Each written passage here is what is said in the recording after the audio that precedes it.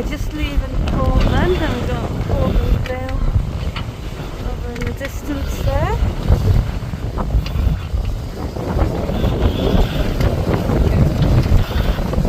We're headed towards Alderney, all being well.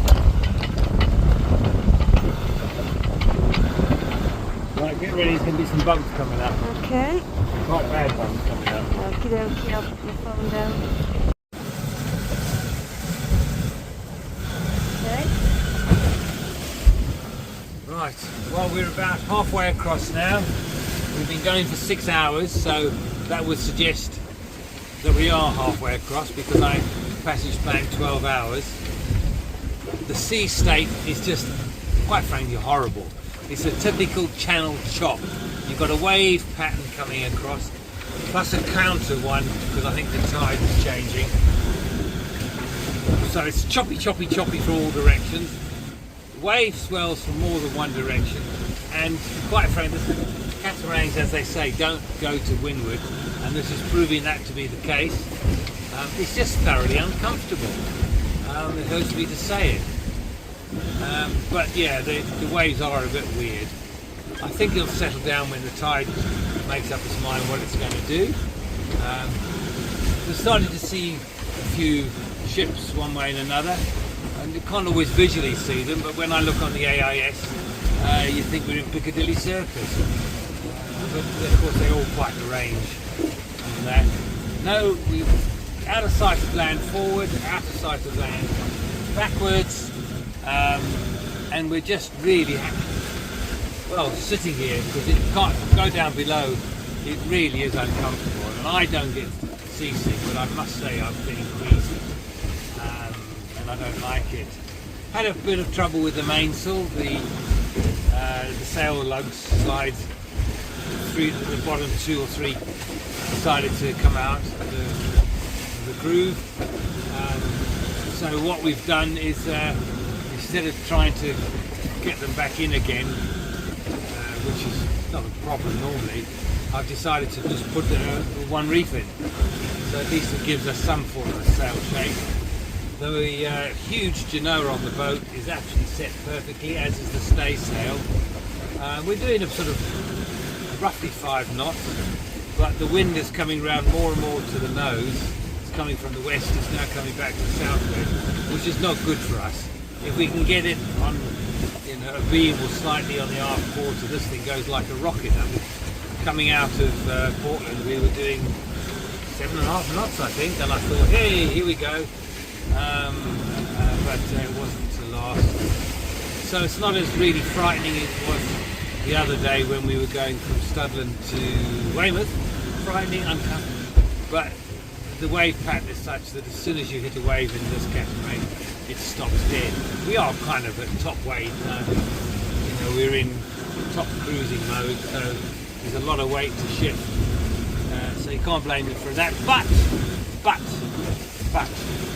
the really good news is that we used the motor just to get out of Portland, turned it off straight away, and we've been sailing ever since.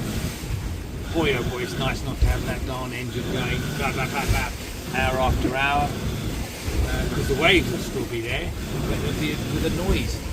So yeah, here we go. We just boredom starts setting in, but you can't go below because with this motion you can start feeling sick.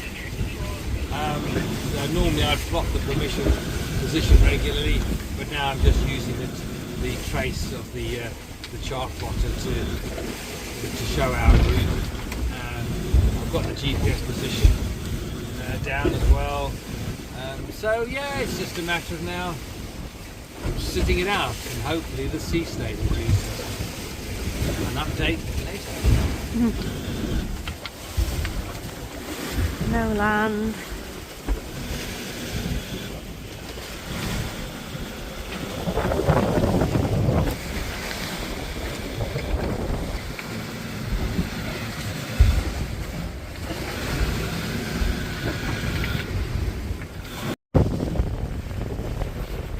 Land ho, there is France just in front of us. It's only taken 12 hours, and then we're going to peel off and head Alderney. What do you want to do, Portia? France or Alderney? Hmm? You can go to France later, can't you? Eh? No, Alderney. We've not been there before, have we? Hmm?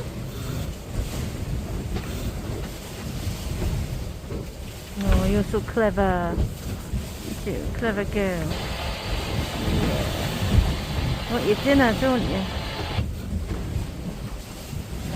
Frog's legs. So what is it? So we arrived in Alderney late last night. It's about 10:30 in the dark. Glad we came yesterday because it looks a bit like stormy, which is ahead of what was forecast. There's a few boats in here from Holland and Guernsey and a few English ones. We're just off to go and check in at customs, and I believe I've been promised that there's showers over there, so that'll be nice. Yeah. Right, let's get checked in and with customs then. Alright, so this is a customs form. Yeah. As opposed to an immigration. Although it says customs and immigration master's declaration. Yeah. So it's a little form which you get out of this little box here. Mhm. And also includes a pen in there, which I'm about to put back for the next person. So you get the forms from there, fill it in. One form you keep, the pink one, and the white one goes in this little post box. Just like that. And that's just, all that does is just say who you are, who's on board, and as we're British citizens, no special things apply. Yeah. And then some special creaky noise happens. Oh yeah, that's my bones after that journey. Right, time for a shower. Yeah, they're officially entering Alderney. Look at that. Yeah. Okay, well here we are in Alderney. We're walking up and down the high street at the moment. We arrived a couple of days ago, but since we arrived it was horrendous. Yesterday we just hunkered down because of the strong winds and rain and all day, but we woke to a much nicer morning, and we just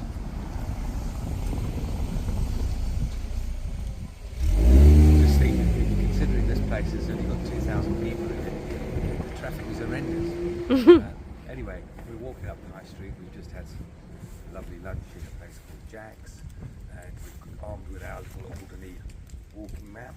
We're going to be walking in, about a couple of miles around, and we'll do half the island. But so far so good. We're on a mooring ball, which we've Boil. a couple of nights, and tomorrow we're going to move across to an anchor for one night before we go into the next port call, which may be Jersey or Guernsey. But anyway, that's looking down the high street. That's looking up the high street. And that's looking across to what is a lovely, lovely church there. Pretty, isn't it? It's very, very pretty. It's the parish church of St Anne.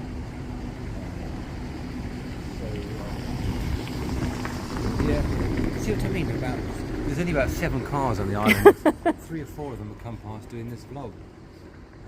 But we're going to be walking up and around, so we'll update you later. Right, we're doing just a walk along part of Alderney. We're coming down Longis Road, and what we're just about to look into is a hospital bunker.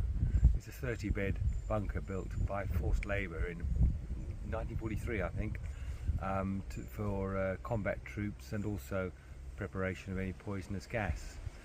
So we're just about to go in there, have a look around, and see what it's about.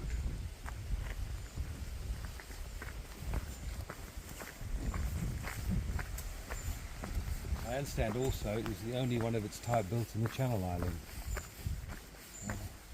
Heavily reinforced and heavily hidden as it were.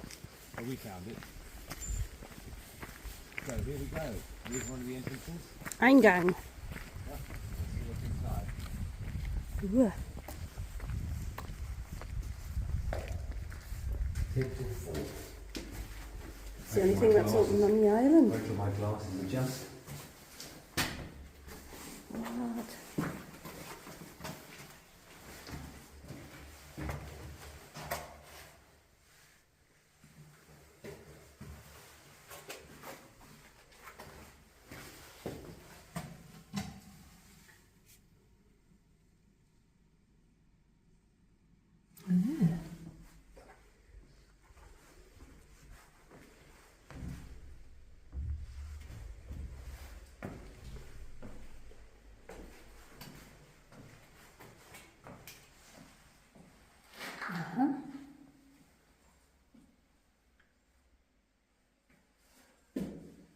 Coal chute.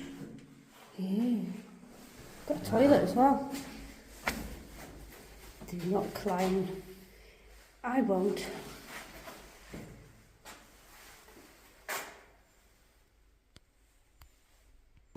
Wow. Oh, it smells.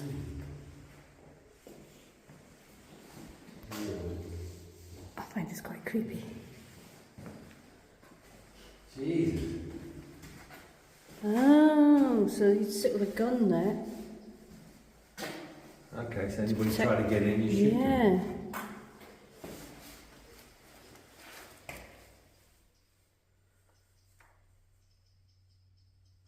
What's that say, do you think?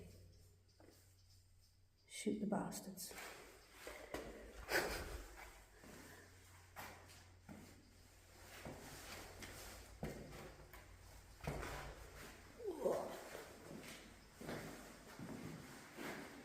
This might just sound like a horror movie. Great.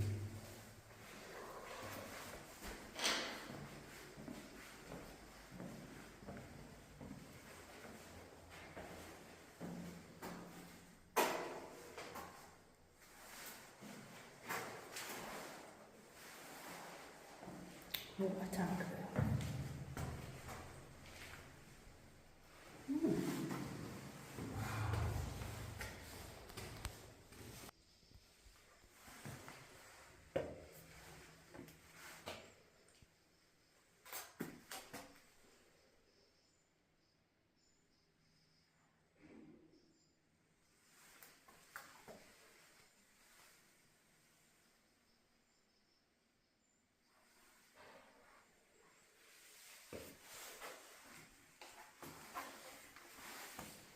Oh my Christ. This is where they saw your leg off.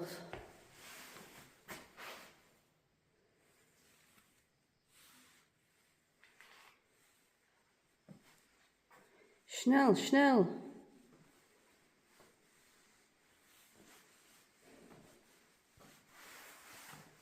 Oh, eye chart. In the middle of a wall. Let's check it. You can read all right. Orderly's room.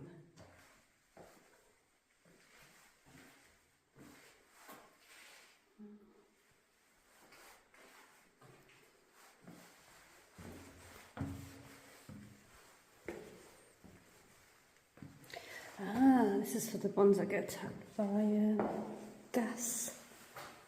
A special entrance and ward.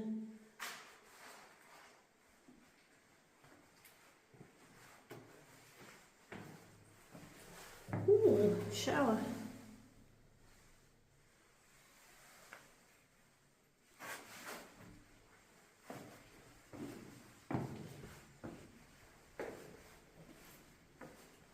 He's lost his head.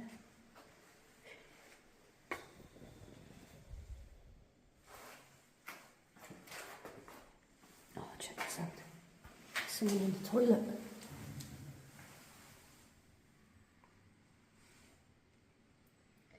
Achtung, Achtung! Evacuate!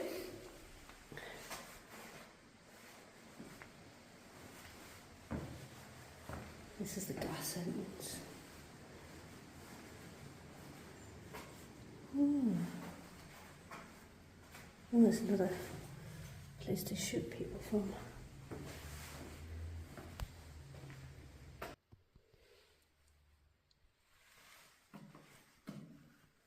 There's one neat shed.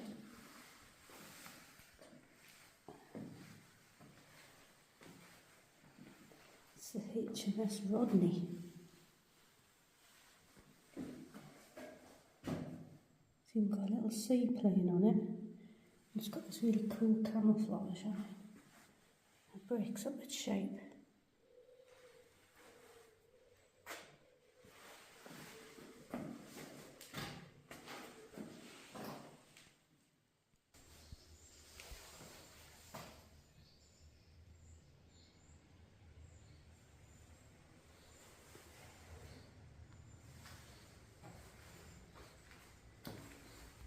Let's see where the defence thing is.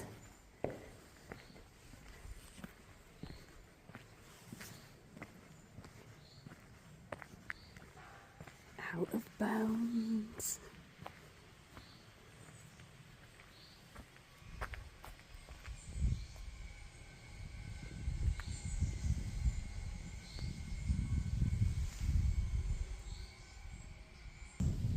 Yeah, no, that was really, really fascinating. What went on in there was quite remarkable in the conditions, but they had a proper toilet, they had showers in there, a couple of wards in there. It was very, very well organised and self-sufficient, and in the event of electricity being cut off, own generators, they could seal it down, gas attacks. It was fascinating. Also what was interesting is the history of HMS Rodney when it bombarded a nearby artillery bunker which was causing problems for the American landing forces, I think on Omaha. And it showed how HMS Rodney shelled that particular fortified position from the other side of Cape de la Hague, which is near where Cherbourg is. That's incredible. Out of sight, I mean 39,000 yards, so about 14 miles away, and fired shells across over the top to this battery, so the battery didn't at first know where the shells were coming from, and secondly the Rodney was outside the range of their own big guns, and caused a lot of damage. However, as with a lot of German ingenuity, the damage was repaired pretty quickly, and the guns themselves, especially one that was out of action, kind of built up from spare parts and put back into action. But shortly after that, the island surrendered because it knew it was useless to hold out. Fascinating. Wow, that's angry water. Look at that. There's France behind it. I wouldn't want to be in that. No wonder they get shipwrecks. This is Fort Kesnard, and it's been converted into private residence with a barking dog. He's a guard dog. German Shepherd, you see. What a great place to live, though. Man, that's excellent. Civilization, that's what you used to think in Africa. South Africa. Yay, tarmac at last. And there's the Manners Lighthouse. And there's the Odeon up there. That's not a cinema. Sorry. Wow.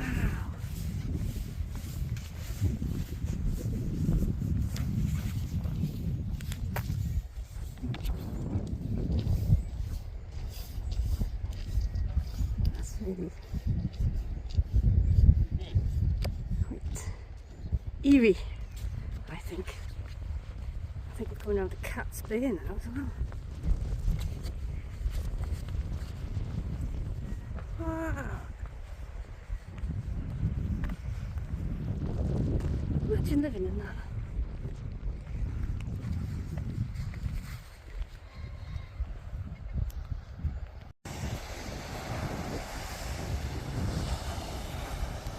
My hands are so That's a chateau over there. Okay. Well, here we are. This is Bray Bay and Bray Harbour. We're on a mooring buoy just near the harbour wall up there. We've got another night on the mooring buoy, and then tomorrow we're going to come down and probably anchor just in the anchorage here, just to spend the night at anchor, improve our tactics, hopefully stay where we put the anchor. But it's been quite a walk around. We've probably done 6 miles so far. We've probably walked around 2/3 of the island on the coast route. Lots and lots of Victorian forts and German forts. A lot of fortifications to protect it. But this is a lovely, lovely bay. And we're just about to finish the walk. Totally knackered. Technical term that is. And we're just going to go and find a hostelry. Somewhere where we can have a lovely cold beer. Can't beat a cold beer after a long walk. And find Bray Chippy. Oh, we're going to find Bray Chippy later as well. Not infamous, the legendary Bray Chippy. Yeah, the Bray Chippy. There's more forts behind Stu there. Yeah, I would have thought forts everywhere. There are. Very It's a very forty place. Yeah, but it's been quite a pleasant walk. Part of it on the road, part of it on paths. It's the coastal path, and yeah, it's taken us a few hours. We left Jack's, the restaurant, about 1:30. It's now about 4:45, something like that. But we've taken our time, but it certainly worked up a thirst. Yes, let's do that.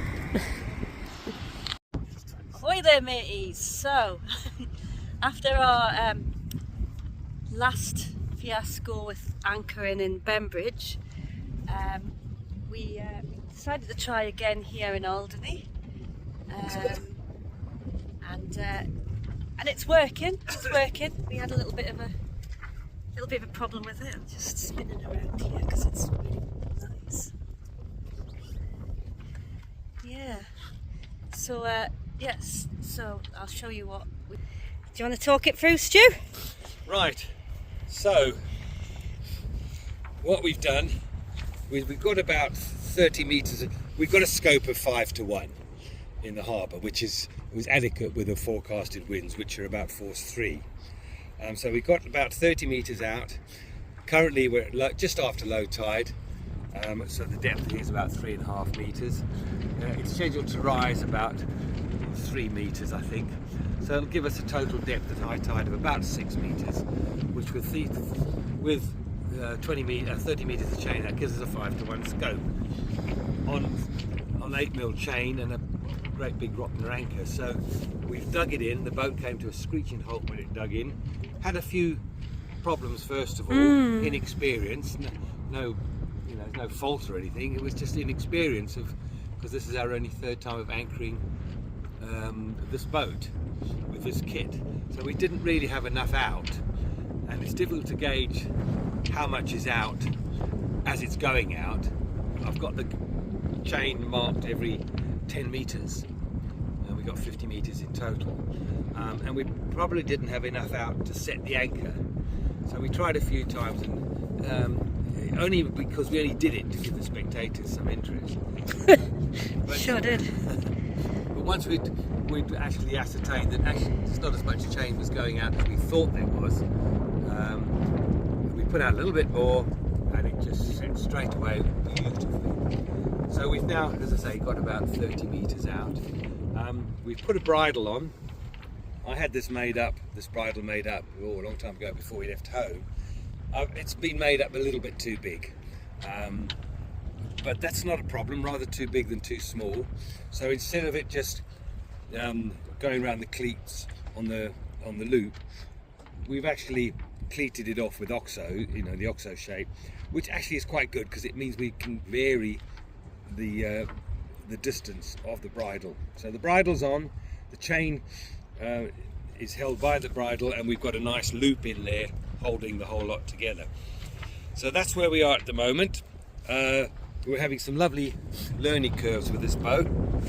Bear in mind, catamaran is a new boat to me. I've never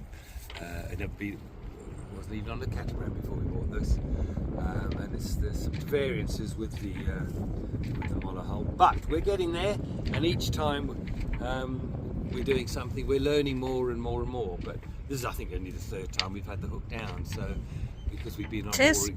Is it? 'Tis the 3rd time. Yeah. We've been on mooring buoy, a bit lazy. In fact, here in Alderney, we've been on a mooring ball buoy for good reason, because there's been 40 knot gusts coming through, and you know, for I think it was £25 a night, which is a lot, I think. It gave us, we managed to sleep well, and we weren't rocking around at all.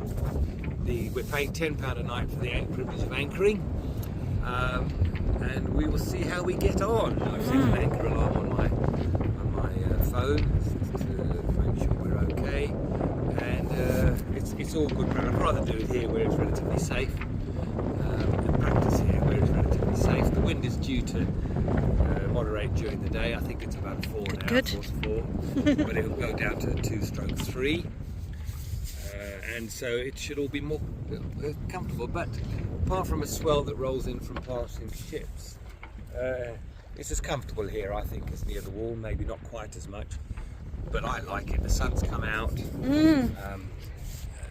I like being at anchor, and we're just about to do a little bit of housekeeping. And once we've done the housekeeping, we'll be going ashore to get an updated weather forecast, because we can't get we're not on roaming here for some reason, the Channel Islands. There's no reception arrangement or something. So we're a bit blind as far as information on weather forecasting goes. I took some screenshots of the information the other day, but I need up-to-date thing, because we're planning to go back across the channel towards where we might be going to Devonport, something like that. Yes. What else is it called now? Salcombe. That's Salcombe, the next one along. Yeah. You got Kings, we're on one side, and Devonport on the other. So that's where we're off to. Hopefully tomorrow morning on the tide. And we shall go from there. The forecast for tomorrow, in fact, is, if anything, is not enough wind, but show me a sailor that's happy with the wind. And then we just got to watch out for the Nazi shipwreck, wherever it is. So it's there somewhere, isn't it? Yes, it's somewhere, but I think it's got to be a really low springtime. Right. For it to uncover. It was deliberately right underground. I think the patrol boat really, it had engine failure, so they deliberately ran it aground. Could not recover it, which I thought, and so in the end they just decided to scuttle it completely.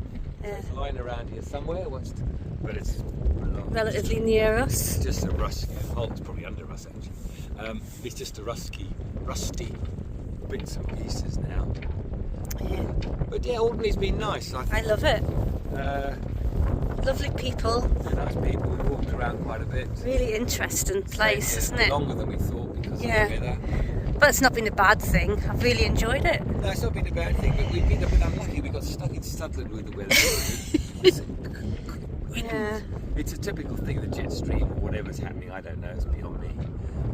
But it's constant, this wind's been constant, but there's always a but with me, isn't there? If you go back to Weymouth, it was beautiful weather in Weymouth just when the festival was on. Can't complain there. No. It was lovely when we were in Newport, nice and sunny and warm. We were alongside there, that was quite reasonable nightly thing. So where we wanted the good weather, it's been good, and Studland, you know, you can do a lot worse than get stuck in Studland Bay. We've had the dinghy, we've been able to get ashore. Yeah. We've got water, basic supplies, you know, kept the tins of caviar up and that sort of thing. So we're not wanting for anything. We find out that actually we've probably got more water on board than we need, if that's possible. But it's all about weight, and I'm trying to get the weight down on this boat a bit. Then that's not waiting in harbour, that's Einstein's weight, or wherever it is, gravity. Right, chores then, hey? Chore time. Chores time. Yeah, can't put them off anymore.